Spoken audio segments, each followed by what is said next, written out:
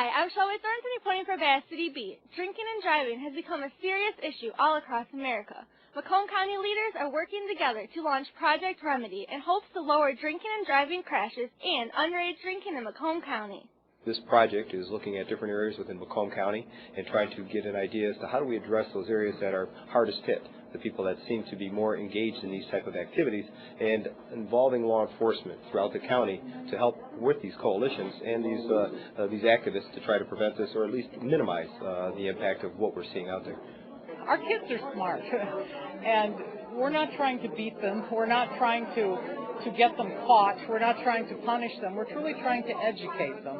I think once they actually hear the reasons behind a project like this, they'll start to take the whole issue of drinking and driving a lot more seriously. Few of them know, for example, that a minor in possession of alcohol, what we usually refer to as a MIP, is just that. It's the possession. It's not, doesn't have to be consumption. Possession is a criminal misdemeanor. And the way that our legislature has set this up is placed, abstracted, if you will, the technical word, right on their actual driving record, whether or not a motor vehicle was involved. Alcohol is a drug that can lead to consequences for anyone who consumes it and does not take responsible actions. When a person drinks and drives, you are handing your car to a complete stranger. Although some of the consequences on your screen may not seem like a big deal to you now, it will be when it costs either you or someone else their own life.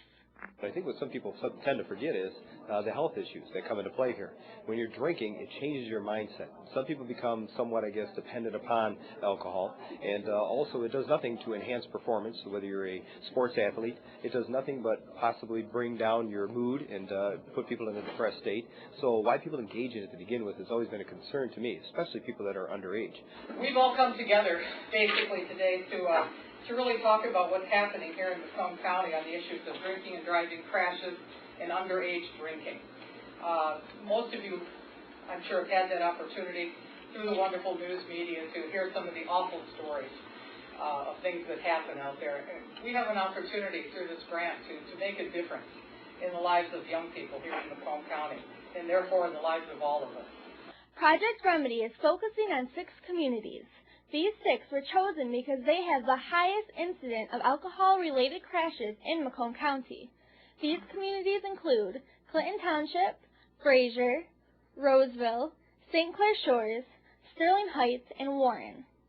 Michigan, more specifically Macomb County, has some shocking statistics that might help you think twice before you pick up those extra few drinks and get behind the wheel of a car. I'd like you to please help us all become problem solvers and help change the lives of our young people and ultimately reduce underage drinking and driving crashes here in Macomb County.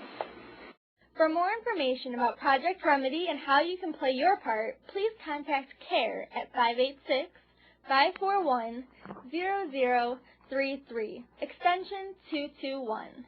Seems somewhat repetitious. I mean, we talk about these initiatives, these programs. Project Remedy is somewhat of an encapsulation of many of these things, but there's a reason why we do that. And it's trying to get that message to people to understand. Some people are quick studies. They pick this stuff up right away and they realize, okay, I don't want to get involved because I don't want to get myself engaged with law enforcement. I don't want to get arrested. Some people realize the health issue and say it's just not right, it's not good for you. But there's some people that just don't seem to get the message. And it takes a lot of time and energy on our part and community support to try to get that message out. But unfortunately, some people, the only way they're going to learn is if and when they make that mistake and they end up getting themselves either a citation or arrested, and they are now engaged in the system. You are in charge of your own life, but remember, when you put yourself behind the wheel of a car after you've been drinking, you are putting so many other people at risk as well. So make sure you're not one of the next statistics and follow the law. For Bass City Beat, I'm Shelby Thornton.